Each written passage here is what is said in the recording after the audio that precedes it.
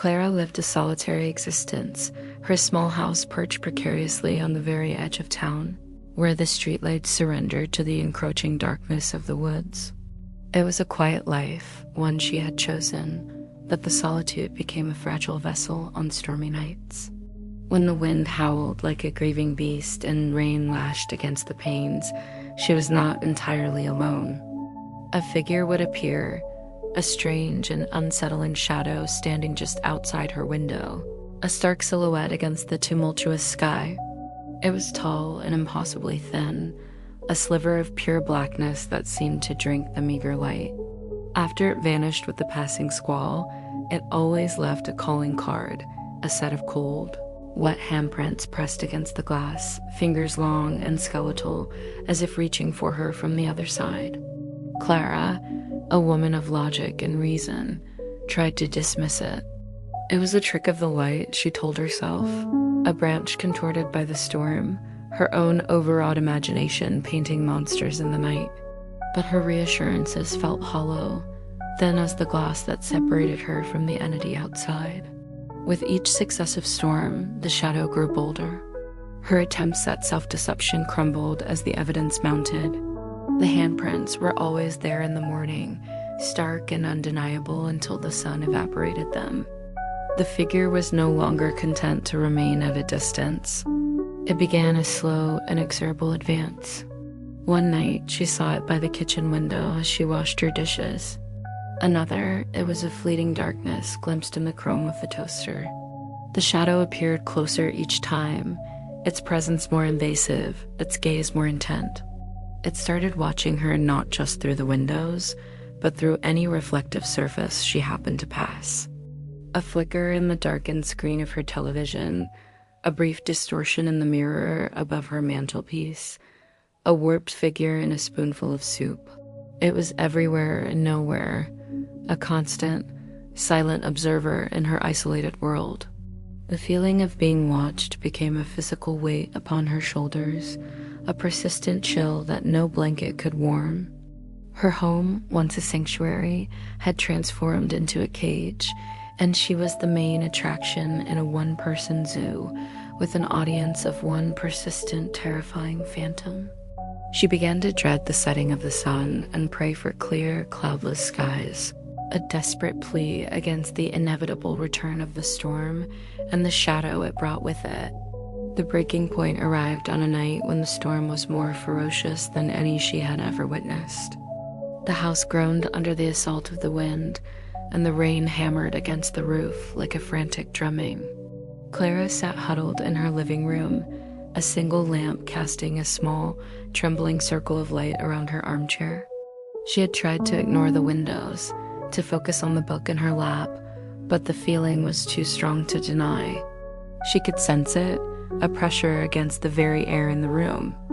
Her heart hammered against her ribs as she slowly lifted her gaze to the large picture window. There it was, no longer a distant silhouette, but pressed right against the glass, its featureless face inches from her own. The handprints were already forming, condensation spreading from 5 chilling points of contact. A strangled cry escaped her lips. This was not her imagination. This was real. Fueled by a surge of desperate adrenaline, she decided she had to confront it, to prove to herself that it was just a play of shadows. She flicked on the main overhead light, flooding the room with a harsh, sterile brightness, hoping to banish the specter with illumination. But as the room lit up, her blood ran cold. The shadow outside the window was gone. She scanned the rain-swept yard, finding nothing. A wave of relief, fragile and fleeting, washed over her. Maybe the light had scared it away. She turned back from the window, and her breath caught in her throat. The light had indeed banished the shadow from outside, but it had revealed something far more terrifying. In the reflection on the now dark window pane, the shadow was standing right behind her. A primal scream tore from her throat, raw and filled with terror. She didn't dare to look over her shoulder. She just ran. Panic gave her speed she didn't know she possessed, her feet pounding on the wooden floors as she fled the living room. She slammed the door behind her and scrambled for the lock, her trembling fingers fumbling with the bolt. She raced into the hallway, then careened into the kitchen, her mind a whirlwind of pure, unadulterated fear. But there was no escape. She glanced at the polished surface of the refrigerator, and its reflection stared back at her, a dark, elongated form superimposed over her own terrified face. She stumbled backward, crashing into the dining table, and fled again, this time up the stairs to her bedroom. She slammed the door, her back pressing against the wood as if she could hold the entity at bay with her own body. Her eyes darted around the room, searching for a weapon, for an escape, for any semblance of safety. Her gaze fell upon the vanity mirror on her dresser. It was there. The shadow stood beside her reflection, a patient, silent companion in her terror. It was then that a horrifying realization dawned on her, a truth so chilling it froze the scream in her lungs. The shadow didn't need the darkness to hide. It didn't need the light to be seen. It was not a creature of light or dark. It simply was. No matter where she ran, no matter what room she hid in, the shadow was always there, a constant in every reflection, a parasite latched onto her very perception. It was as if it didn't need to physically follow her. It existed in her sight, a ghost in her own machine. In that final, horrifying moment, trapped in her own bedroom, surrounded by mirrors that all showed the same ghastly truth, Clara finally stopped running. Her energy was spent, her hope extinguished. She stood motionless before her vanity, staring at the reflection of the shadow standing just behind her, its form wavering like heat haze. It was no longer just watching, it was closing in. Slowly, deliberately, the reflection of the shadow reached out. It didn't touch her reflection, it moved into it, its dark essence flowing like ink into water, merging seamlessly with her own mirrored image.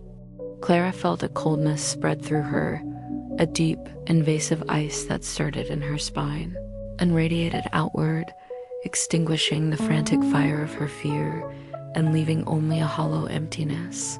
Her eyes, reflected in the glass, widened for a moment, and then the light within them simply went out. The next morning, the storm had passed, leaving behind a world washed clean and glistening in the morning sun. Her neighbors, concerned after hearing a scream the night before, peered into her window. They found Clara standing there, perfectly still, her back to the room. She was gazing out at the bright new day, but her eyes were vacant, her expression utterly blank. From that night on, the house on the edge of town gained a new legend. On clear days and stormy nights alike, those who dared to look closely at the windows would see it. A faint, dark shape standing just inside the glass, a shadow within the reflection, motionless and patient, as if waiting for the next curious gaze to meet its own. A sinister allure, a chilling fascination.